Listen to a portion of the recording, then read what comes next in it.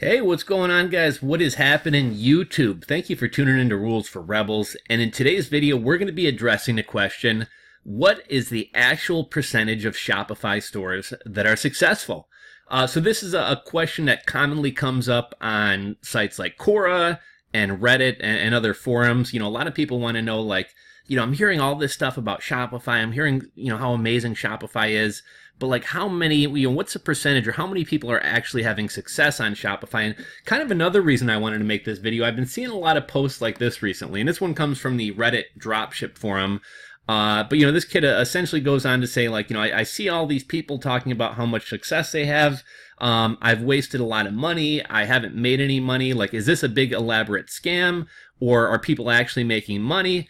And, I think a lot of people are getting down on themselves because they see all these people on YouTube and wherever else talking about how much money they've made on Shopify. And sometimes it can feel like everybody's making money except for me. Why am I the one person who's not succeeding here? And so that's what we're going to be digging into today. Now, I have yet to see anybody like really address this question and actually come out with a statistic or an actual number. And that's what we're going to be doing in just a second here.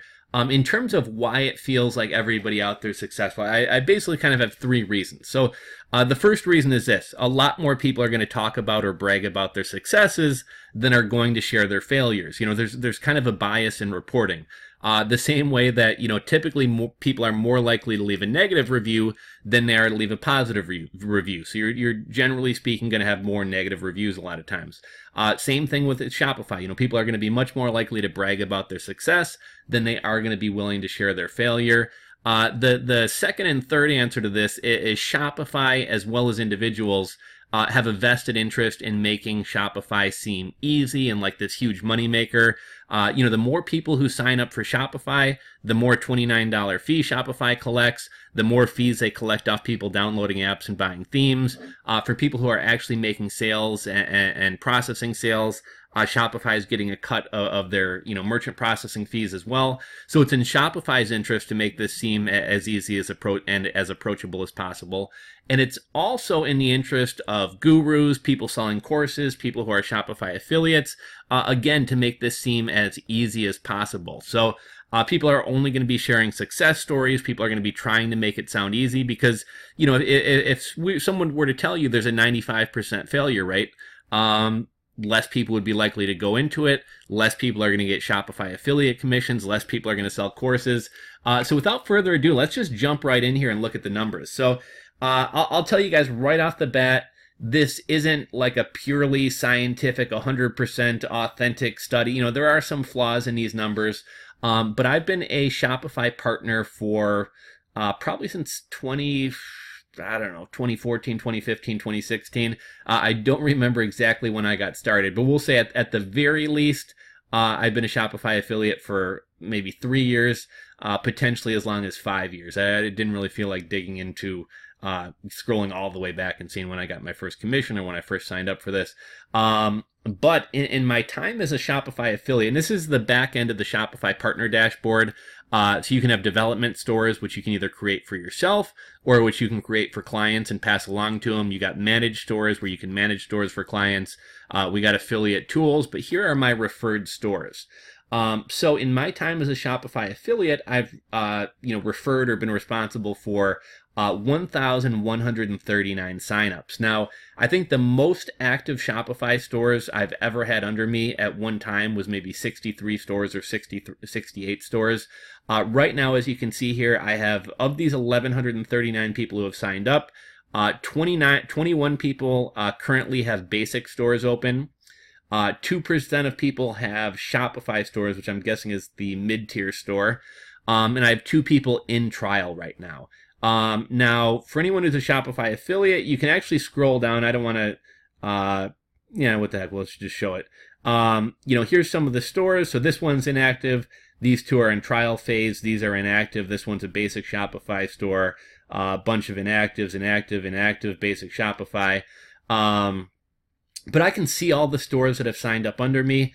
And of the 1,139 stores, we got 21 basic, again, 2 Shopify. and 2. So we'll count these trials as successful stores as well. So we got 21, 22, 23, 24, 25. So if we go over to this handy percentage calculator, what percentage is 25 of 1139? And that gives us 2.194%. So what that tells us is 2% of Shopify stores that have been started are still active. Now, again, these numbers aren't purely scientific. This is somewhat anecdotal. We could look at these statistics or look at this evidence in a number of ways. So, first of all, we're not necessarily looking at a specific time, like what percentage of Shopify stores are around after 30 days, or what percentage of Shopify stores that start are around 6 months later. Another thing, some of these people who signed up for these Shopify stores, they probably registered for a free Shopify 14-day trial or 21-day trial or 30-day trial. Some of them may have actually put an effort in and uploaded products and done some content marketing and created social media profiles and run some ads. Some of these people did nothing more than sign up, claim their .myshopify.com site, and maybe they never even uploaded a single product. They never actually made a true go of it. Now, again, I can actually click in and look at these stores. Now, some of these stores will say, password protected, or will show that nothing's ever actually been done. Some of these stores I can see people have actually uploaded products. Now, if I had to, I used to be a lot more active in terms of looking at these. I don't really look at them that much anymore, but I would say in my experience from looking at these, 7 out of 10 stores actually do wind up putting some products up on their store, actually wind up designing a store. If we wanted to be conservative, we could say maybe 6 out of 10. So, I mean, that would give us, like, say, 60% of 1139, which if we did that, what is 60% of 1139?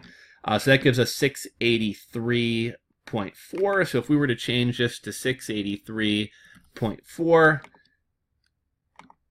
and then that ups the percentage to, I'm surprised, shouldn't it have gotten higher? That doesn't seem right to me. 25 of 683. Let's take a look at this. 25 of 683. Now, okay, maybe it is. So, if we run numbers that way, okay, 3.66% of Shopify stores are successful. Now, here's the other problem we have with this is, how do we quantify success? Like, does success mean you made $100,000? Does success mean you made a sale? Does success mean you turned a profit? Does success mean you were able to leave your job? Success is like a very subjective term. I've seen a lot of people online asking, like, what percentage of Shopify stores actually make at least one sale? Now, short of me literally going through, these 1,139 stores and looking to see if they made a sale, there's not really a way to exactly know that data. But the point is that more Shopify stores fail than succeed. The vast majority of Shopify stores fail. Now, that really shouldn't be that surprising. I'm sure you guys have all heard the stat, like 9 out of 10 small businesses fail, or 9 out of 10 new businesses fail. And I think Shopify stats are going to be even worse than that, because Shopify is amazing in that it lets people who've never run an e-commerce store, who know nothing about marketing, who know nothing about web development or coding or anything like that. Shopify, can essentially help anybody who's never done it before create a store in a matter of minutes. And because of that, it lowers the barrier to entry, and you're getting people who are able to start stores who've never sold anything online, who don't know the first thing about marketing, who've never built a website, who don't know how to drive traffic, and that's going to drive the numbers a lot lower. Now, if we were to look at, I don't know, just an example, let's say we took like 100 brick and mortar stores that don't have a website, and we set all of those stores up with Shopify accounts and kind of help them build out a store. What percentage of those stores would have successful Shopify stores, or would be turning a profit, or would be making sales? I would guess it would probably be above 40%, because at that point people have a real business. Now, ultimately, I guess kind of what I'm getting at here is I see a lot of people acting as if Shopify is some magical money printing machine, or Shopify is some magic tool. Ultimately, at the end of the day, Shopify is nothing more than a website builder. Now, I don't want to take anything away from Shopify. Shopify is an incredibly powerful tool.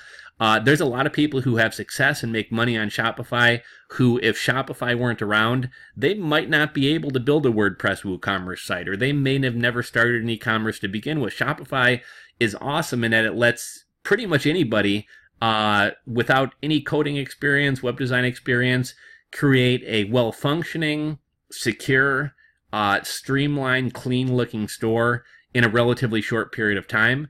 But again, at the end of the day, you are going to have a real business, right? Shopify isn't some magic tool. And I'm starting to see some posts on like Reddit and things like that. And people are like, have you heard about this amazing new tool called Shopify? And it's like, well, shit, first of all, it's not really that new.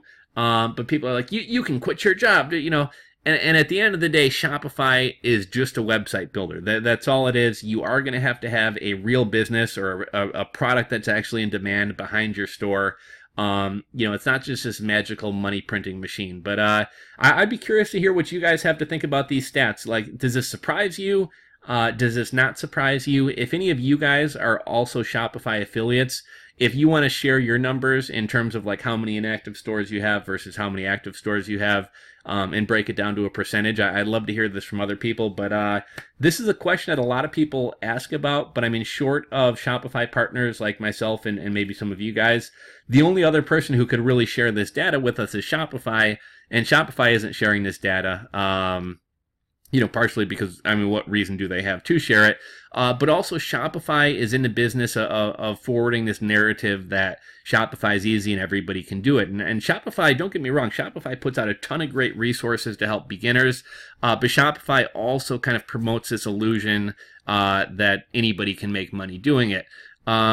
Because it's good for them and it's good for their business. So anyhow, if you guys want to share your numbers or your percentage of successful Shopify stores, go ahead and drop it in the comment section down below. But, you know, I just happened to log in here the other day to work on a development store for someone who I was helping out. And I happened to see these stats, and I was like, you know what? I'm like, I guess we could kind of, I never really thought to kind of dig into the stats and see like what percentage of Shopify stores are actually still around that have signed up. And you know, I would say it's kind of like right in line with what I would have expected. Definitely would have said under 10%. I probably would have said 1 to 3%, and that's, you know, pretty much exactly what it's kind of worked out to being. So let me know your guys' thoughts on this. Like, are you surprised by this? Is it kind of what you expected? And if any of you guys have any data to share, please go ahead and share that as well. But if you enjoyed the video, give it a thumbs up. If you're not subscribed, hit that subscribe button down below, and I will catch you guys on the next one.